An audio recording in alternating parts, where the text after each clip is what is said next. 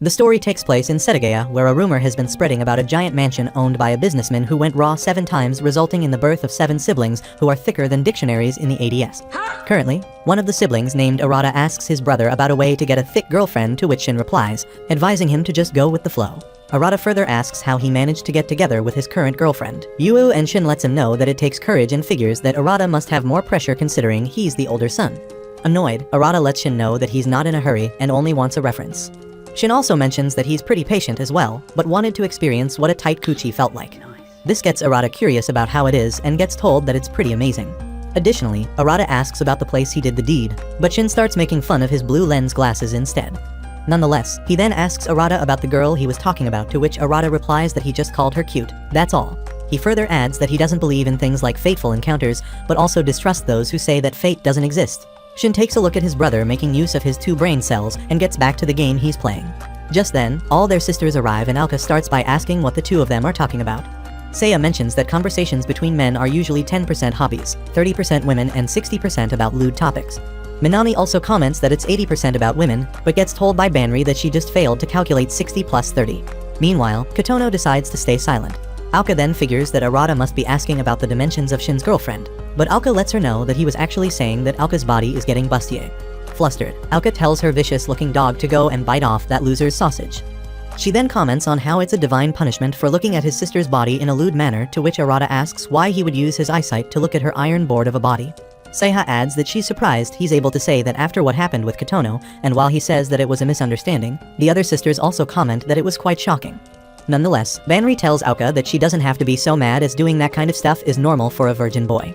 This causes Alka to complain about Banri spoiling him too much, but gets told that it's something normal for him at that age. However, Seiya mentions that keeping the cream for the family could have various negative effects, and when Banri says that she must like someone as well, Seiya instantly disagrees. Seeing her blush causes Banri to call Alka and Seiya innocent, which is something they don't really appreciate. Additionally, Minami lets them know that she thinks Arata is a great guy, causing him to try shaking her hand while calling her his favorite sister, only to get punched in the guts instead. Minami then apologizes, saying that she was playing Smash before, while Shin asks if the girls have something important to talk about. Alka reminds them of their plan of going somewhere to celebrate Kotono's birthday, and says that they will be doing it this weekend as the family party is tomorrow. Banri tells everyone that the girls are free on Saturday, and Shin agrees as well, completely ignoring Arata's opinion. With that being said, they all decide to go to school, suggesting continuing planning tomorrow as their dad will be returning as well. At the train station, all the degenerates lock their eyes on the sisters' jugs and instantly figure out that the eldest one is in university while the youngest one is still in school. Furthermore, they discuss that this is the only time they can see them all together and how incredibly pretty they are. Surprisingly, Arata and Shin get complimented as well. Later in the school's restroom, Arata tells Shin that a woman's blow hurts more than he thinks and complains about how he's not allowed to hit in return and that their parents spoil them too much. Shin also mentions that he was bullied in the past as well, saying that he can't blame others for thinking that they live in a harem rom-com. Apparently, Banri, being the oldest, is in university and aspires to become a nurse, while Seiya is still in school and always ranks first, having the best results.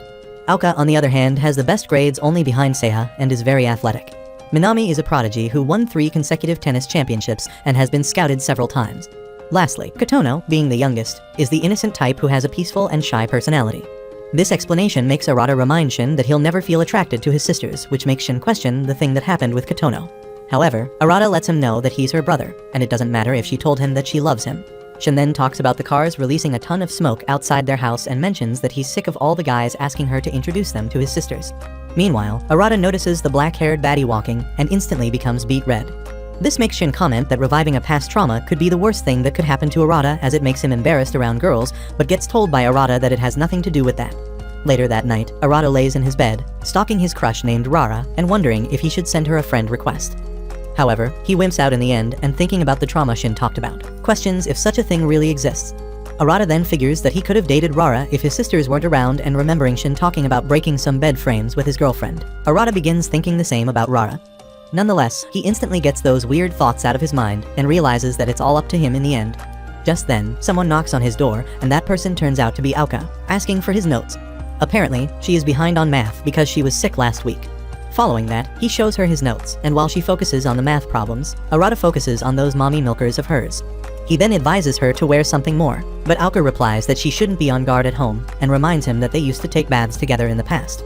Following that, she asks him about the girl he likes, saying that Shin told her about that earlier. This makes Arata question why she's so curious, and Aoka reminds him that the two of them are twins, which is why she needs to know. In the end, Arata tells her about Rara, and realizing that she's on the committee with her, Aoka asks if Arata wants her to help. She then remembers that her house is nearby and figures that they could hang out this week. But Arata tells Aoka that it isn't like that already. This makes Aoka mention that she's not asking him to confess, and besides, Arata is the eldest son, so she's doing this for their dad as well. Nonetheless, Arata tells her that he needs to do everything at his own pace, causing Aoka to apologize for helping and saying that she's sure he'd never find a good wife. With that being said, she thanked him for the notes and leaves. On the other hand, Banri is in her room, changing, and notices the text message on her phone. Seiha, as usual, is studying hard. Minami is getting some workout done before going to bed. Meanwhile, Kotono is sitting on her bed, looking at their family photo, focusing especially on Arata. The next day, Arata is on his way home and notices people talking about his sisters, calling them the Holy Trinity. While Shin along with his girlfriend compliment them for being the center of attention, Arata doesn't seem to understand this and wonders how someone can call this a harem rom-com. Even if they live together, two of them are older than him, one is his twin and the other two are younger. This makes him question if there's another future where maybe he doesn't have those 5 sisters around. Suddenly, he notices Rara with another guy, locking arms together, which makes Arata think about fate and how everything is decided from the start. According to him, fate is called this way because everything is decided from the start. That includes the number of siblings and your partner in life. Following that, Arata notices that it's already time for the party and gets dripped up. Later, he runs into Aoka, who reminds Arata that Dad told them that those who didn't dress up won't get anything. Following that, all the siblings gather around the dining table and compliment each other's dresses, but all Arata can think of is seeing Rara with that guy. Just then, he notices Aoka shouting at Minami for losing the AirPods she lent her, and Minami replies that she probably left one in the gym room. Aoka continues to scold her for losing the AirPods, and when Minami says that she will look for it tomorrow, Aoka advises her to study more instead of always working out. This statement pisses Minami off, and she starts yelling as well. Even though Banri tries calming them down, none of them listen to her and continue fighting each other. In the end, Aoka tells Minami that she doesn't want a sister like her, and Minami agrees to this as well. To their surprise, Arata interrupts, telling them not to say stupid stuff as one of them are his siblings. Aoka questions why he is acting like the older brother all of a sudden, and Seiha advises them to calm down as Dad is about to arrive. Eventually, their father ends up arriving, and when Aoka compliments his dress, he mentions that it's a famous brand in South Africa. But before they start eating, their father mentions that he has something to tell them, and that he decided to say it when Kotono turned a bit older. He further adds that nothing will change, and he will always love them, which is why he's going straight to the point. With that being said, he informs everyone that none of them are blood-related siblings. Arata can't believe this and asks his dad what he means by that. Their father elaborates that they are all adopted, and he told them now because all of them have grown up and are at the age where they can handle the truth. This comes as a shock to all of them, and Arata once again questions what on earth he is saying. Their father further classifies that only Minami and Shin are real twins, and the rest of them don't have any blood connections. This makes both Arata and Aoka look at each other in surprise, and eventually, she tells their father to stop with the dad jokes as the party is starting to get more exciting. But their father apologizes, promising to answer any questions truthfully that they might have. Nonetheless, as it's Kotono's birthday, he suggests eating dinner and orders the maid to bring the food. With that being said, everyone is served some mood, but all of them are too shocked to even take a bite. After they are done eating, Banri requests for some time alone. There, Minami mentions that she's full, while Arata mentions that he doesn't even remember what he ate. Aoka complains, saying that it's all Dad's fault as the timing was horrible, but Seiha replies that it was the best moment to tell them as it's not something that can be postponed forever. Even though Aoka understands her logic, she can't help but feel heartbroken as it makes her think that they all were deceived by their father. Minami mentions that she's overthinking too much, while Seiha asks Banri what she thinks as she was 4 years old when she became a member of this family. Aoka also questions if she remembers anything, and Banri, who is about to say something, stops and lets them know that it's nothing. The other siblings begin asking her to tell them, but she replies that it's just a trivial matter, nothing compared to what they just heard. She further mentions that they have been together and will still be siblings at the end of the day. Everyone looks at her in silence and ends up agreeing with what she said. Now that the conversation is over, they all decide to go back to their rooms, but Arata sits there in silence. Later that night, Arata lies on his bed, realizing that he thought these kinds of things only happen in the dramas he pirates. Furthermore, he decides not to think about it as his father will always be his father, and remembers what Banri said about them being siblings and hopes that nothing will change. However, he then remembers Rara getting freaky with that playboy and gets frustrated enough to want to take a bath. As soon as he enters the bathroom, a giant melon holder catches his attention, making him wonder if all the boys are jealous because of this. Furthermore, he understands why their dad told them about this now, as back in the past, they all would have been traumatized. Thinking that their relationship will not change, Arata figures that his lonely life in the middle of thick baddies will continue. Just then, he notices Kotono already taking a bath, which freaks him out, and he apologizes, saying that he didn't know she was in there. Additionally, he mentions not even hearing a sound, asking if she's some sort of ninja. Kotono replies that she didn't hear him either. Nonetheless, Arata tells her to inform him when she's done, but to his surprise, she calls his name instead, asking for the usual service.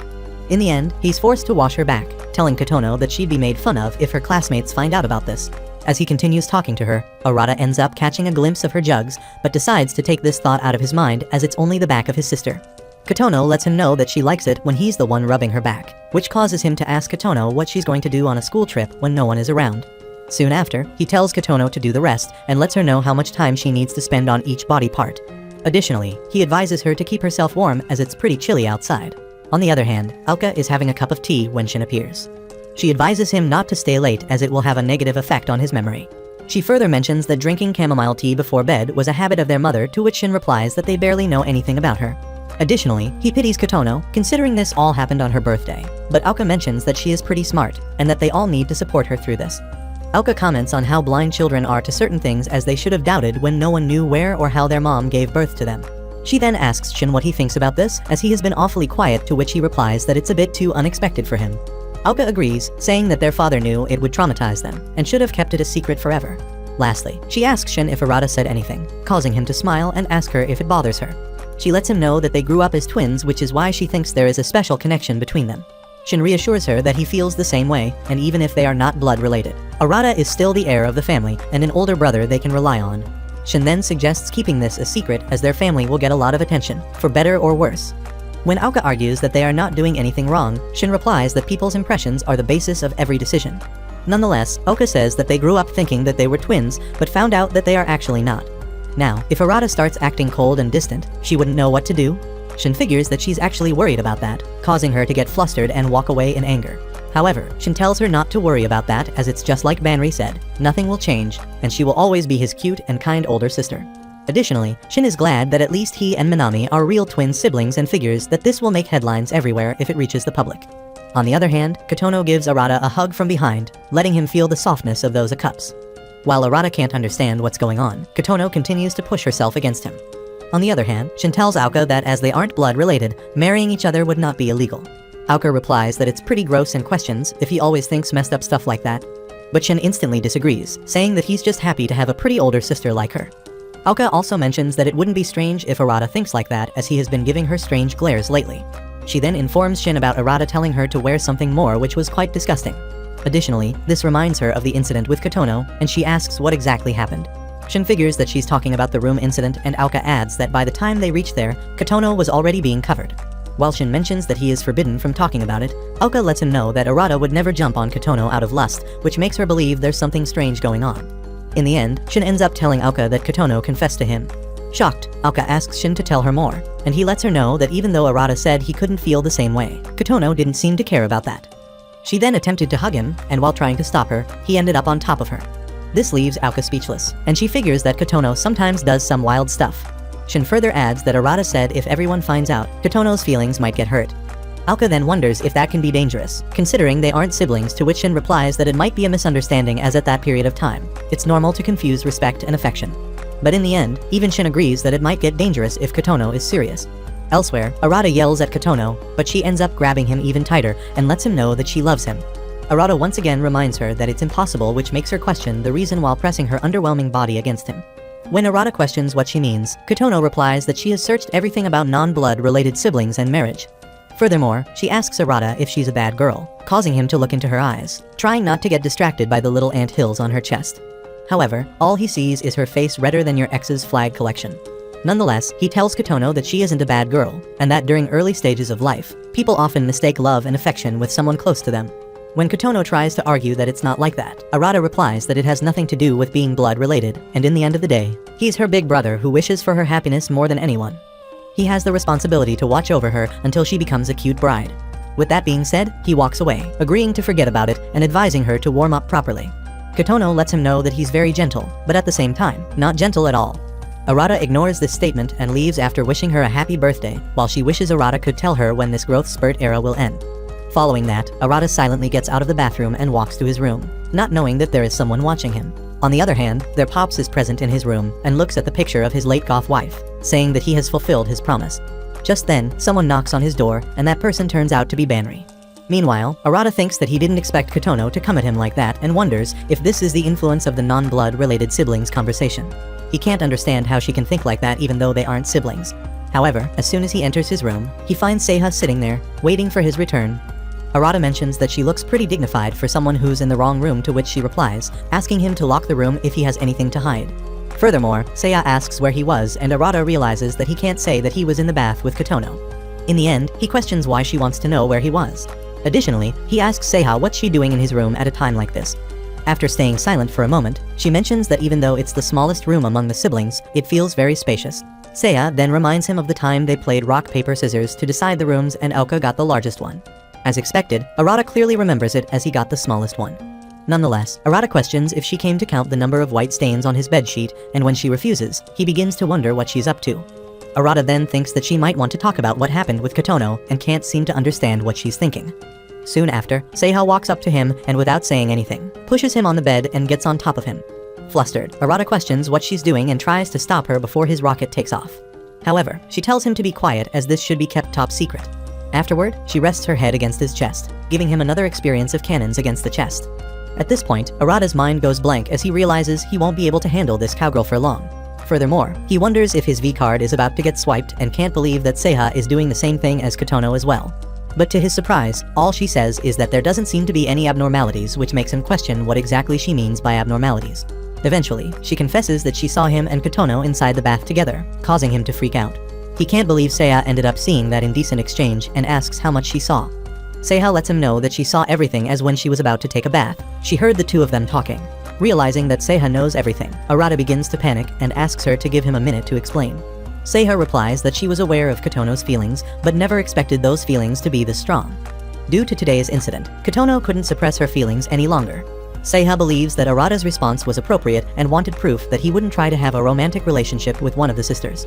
Arata realizes that she did all of this for the sake of protecting her little sister. Furthermore, he questions if there wasn't another way to go about this, to which Seiha replies that it was easier for her to find out by doing what she did just now. Arata then tells her not to say silly things as Kotono is his sister, which catches Seiha by surprise. She then asks Arata if he knows the reason their country prohibits consanguineous marriage and lets him know that it's due to the country's culture, as such feelings are normally oppressed or disregarded. Additionally, in biology, the more varied the genes are, the stronger the individual will be from that union. But this theory became meaningless after this incident. Currently, Seiha is more worried as to how long these words will stop Kotono for. When Arata tries to argue, Seiha replies that marriage between cousins is rare but allowed. Arata and her are no exception to that, and as they are not blood related, they can have a physical relationship without any problem. Seeing him freak out, Seiha lets him know that she's just stating the reality, and even though she's not happy with the idea of being at the whim of their desires, it's not unnatural. Seiha wonders if Kotono knew from the beginning, but is relieved that there was no abnormality in Arata's pulses.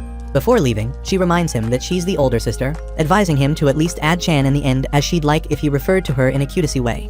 After she leaves, Arata begins to wonder what just happened and thinks how this all seems like a plot from a light novel. Nonetheless, he believes that things won't change in the blink of an eye.